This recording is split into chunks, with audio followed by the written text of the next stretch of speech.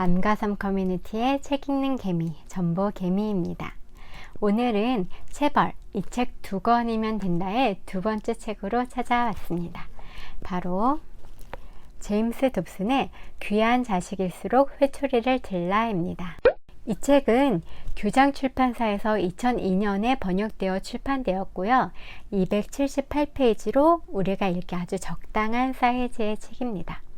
이 책에 대해서 소개를 해드리려면 저자 소개가 절대 빠질 수 없겠는데요.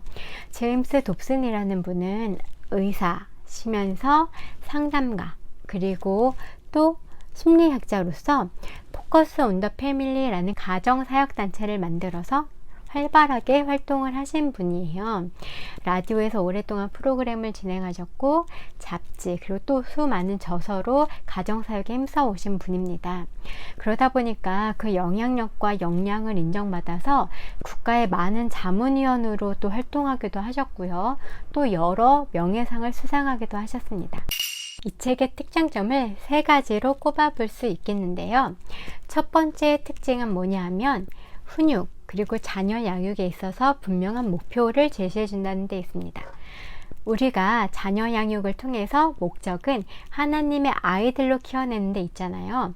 그것을 위해서 우리가 부모로서 해야 될 목표는 아이들의 의지를 올바로 형성해 주는 것이다 라고 저자는 말하고 있어요. 이 책의 두 번째 특장점은 아주 친절하고 실제적이라는 거예요. 저자가 상담가로서 많은 가정들을 겪어봤기 때문에 우리가 어떤 어려움과 어떤 질문들을 가지고 있을지를 잘 알아요.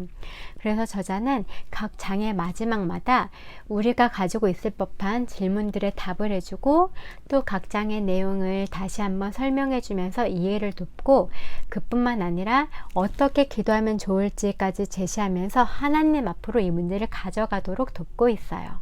이 책의 3번째 특장점은 바로 자녀 양육에 있어서 우리가 경험할 수 있는 일반적인 어려움들을 다양하게 다루고 있다는 거예요.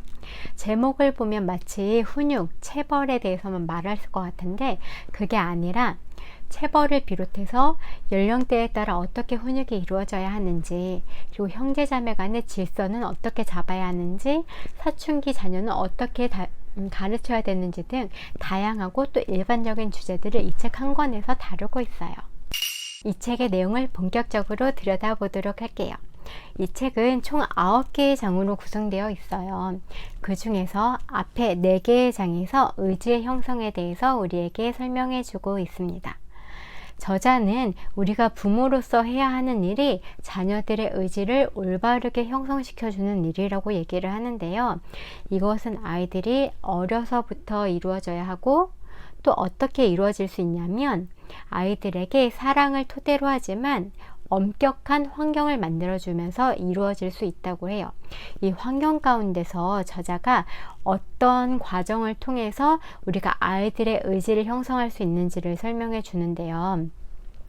아이들은 본능적으로 자신의 부모님이 가진 권위가 건강한지 또 내가 그것을 따를 만큼 강한지를 시험을 한다고 합니다.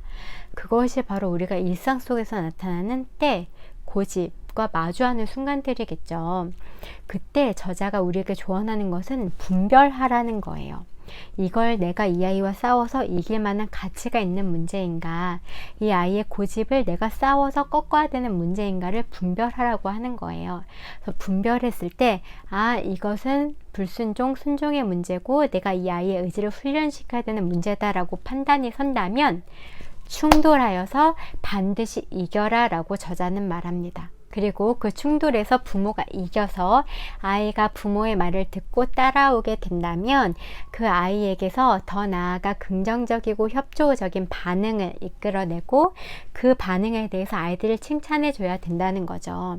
그리고 이런 식의 충돌에서 부모가 이기고 아이가 이것에 대해서 칭찬으로 보상을 받고 이런 과정이 몇 번 반복되다 보면 아이들은 자연스럽게 부모의 지도에 따라오게 되어 있다라고 이렇게 저자가 저에게 조언해 줍니다.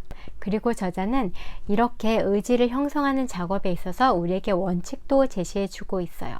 그 원칙 중에 우리가 기억해야 될 건 뭐냐면 먼저 행동 한계선을 정해놓고 그것을 강하게 시행해야 된다는 것과 그리고 또 아이가 그냥 이거를 모르고 잘못해서 충돌하는 문제인지 아니면 때 고집의 부분에 있어서 의도적으로 충돌하는 문제인지를 분별해서 가르쳐라 라고 말을 하고, 그리고 또 아이들의 발달 상황과 이런 것들을 이해해서 아이들에게 너무 선을 넘는 요구를 해서는 안 된다라는 거죠. 그러면서 체벌은 유일한 대안이 될 수 없다. 개인에 따라서 성장 단계에 따라서 지혜롭게 시행되어야 된다라고 말을 합니다. 그러면서 저자는 이렇게 의지를 형성하는 작업에 있어서 저희에게 두 가지를 경고하고 있는데요. 첫 번째는 바로 영혼을 보호해야 한다라는 것입니다. 의지는 강한 힘이지만 영혼은 인격적인 자신의 가치 또 자아 존중감과 관계되어 있는 아주 상처받기 쉬운 것이 영혼이라는 거예요. 그래서 우리가 아이들을 가르쳐서 의지는 훈련시키되 그 영혼은 보호해줘야 된다라는 것입니다. 이것을 위해서는 권위와 사랑 사이의 균형을 이루어야 되는데 행동 한계선을 미리 설정해서 그것을 사랑으로 시행함으로써 우리가 아이들의 영혼을 보호할 수 있다고 조언을 합니다. 저자가 우리에게 주의하고 경고할 것으로 두 번째 말하는 것은 바로 분노입니다. 부모들의 경우 분노가 두 가지로 나타나는데요. 하나는 참고 참다가 감정을 폭발시키는 경우의 분노이고, 또 하나는 아이들이 말을 듣기를 촉구하면서 분노를 의도적으로 사용하는 거예요. 근데 저자는 이 두 가지 모두 효과적이지 못하고 아이들과의 관계만 나쁘게 만다고 말을 해요. 그러면서 분노를 폭발시키지도 또 사용하지도 말고 감정을 배제한 채 행동에 따른 체벌을 실제적으로 행함으로써 아이들을 가르쳐야 효과를 볼 수 있다라고 말을 합니다. 그리고 이어서 다섯 번째 장에서는 형제 자매 간의 싸움을 어떻게 해결할 것인가에 대해서 저자가 말을 해주고 있어요. 이 형제 자매 간의 싸움은 첫 번째로는 아이들의 신체적인 특징, 외모, 또 지능, 운동 이런 부분에 있어서 부모가 무의식 중에 질투심을 유발하면 안 된다라고 말하고, 또 두 번째로는 자녀들과의 관계에서 실현이 가능한 규칙과 징벌 제도를 세워야 된다라고 조언합니다. 또 세 번째로는 아이들의 싸움에 있어서 형제 자매들 간의 싸움은 부모를 조정하고 부모를 독식하기 위해서 의도적으로 싸움이 일어나는 경우가 있다라고 말을 해요. 그런 경우를 잘 분별해서 그냥 무시해버리고 아이들이 스스로 해결할 수 있게끔 돕는 게 필요하다라고 조언합니다. 그리고 여섯 번째 장에서는요, 사춘기에 대해서 우리에게 조언을 합니다. 사춘기인 자녀를 어떻게 대할 것인가에 대해서는 다섯 가지 조언을 해주는데요. 첫 번째 조언은 존중감과 존엄성을 심어주라는 것입니다. 왜냐하면 이 중학교 시기, 사춘기 시기는 정신 발달에 있어서 아주 크게 중요한 역할을 하는 시기라는 거예요. 심지어 이 시기에는 자기 자신, 자아에 대해서 진지한 의심이 시작되는 시기고, 이것이 잘못되면 회복이 불가능할 정도로 평생에 걸쳐서 영향을 미치는 심각한 단계로까지 나아가게 된다는 거죠. 이 아이들의 마음에 존중감, 존엄성을 심어줘야 된다라고 말을 합니다. 또 두 번째는 뭐냐면요, 갈등은 반드시 대화로 풀어야 된다라고 말을 해요. 그리고 아이들에게 이미 있던 행동 한계선을 그 나이에 맞춰서 재설정해 주라고 말합니다. 이어서 세 번째가 부모로서 해서는 안 되는 행동을 절대 하지 말라고 말하는데요. 이게 뭐냐 하면 앞에서 말했듯이 갈등은 반드시 대화로 풀어라. 아이와는 대화로 이야기해라. 하지만 무조건 절대적으로 잔소리, 분노, 말다툼 이런 것들은 해서는 안 된다라고 말을 해요. 오히려 이런 행동을 했을 때는 아이들이 마음을 닫아버리는 결과만 나올 수 있다라고 조언합니다. 네 번째는 아이들에게 먼저 사춘기를 준비시키라는 거예요. 무슨 말이냐면 아이들은 사춘기를 맞아서 자신도 모르게 신체가 변화하고 또 사회적으로 지금까지와는 다른 압력들을 받게 되고 혼란스러움들을 겪게 되는데, 이런 것에 대해서 미리 선지식을 심어주라는 거예요. 그래서 아이들이 사춘기를 맞아서 혼란스러워할 때, 아, 그때 엄마 아빠가 나에게 이때가 이럴 거라고 말씀해 주셨지 라고 이해하면서 넘어갈 수 있게끔 도와주라는 거죠. 마지막으로는 사춘기 자녀들을 과잉보호하지 말아라. 대담하게 어느 정도 이상 아이들에게는 필요한 독립과 자유를 보장해 줘야 된다라고 말을 합니다. 아이들이 성인으로서 자라나가는 길목에서 그 독립과 자유를 훈련시켜야 된다는 말인 거죠. 그리고 7번째 장에서는요, 과잉행동증에 대해서 말합니다. 과잉행동증은 중추신경계에 문제가 있어서 나타나는 증상이라고 할 수 있겠는데요. 이런 경우도 그냥 일반적인 아이와 똑같다라고 저자는 말을 해요. 모든 아이들은 적당한 권위와 건강한 권위로 이렇게 보호해주고 한계를 지어줄 때 오히려 안정감을 느끼는데, 이것은 과잉행동증이 있는 아이들도 똑같기 때문에 그 아이들에게도 행동 한계선을 정해주고 이것을 넘었을 때 징계하는 그런 의지의 훈련이 동일하게 필요하다라는 거죠. 하지만 그 정도와 수준은 아이의 수준에 따라서 조절해줘야 한다라고 말을 합니다. 그리고 마지막은 8장과 9장인데요. 8장과 9장은 저자가 이 모든 내용들을 총틀어서 정리하면서 조언하고 싶은 것들을 이야기하고 있어요.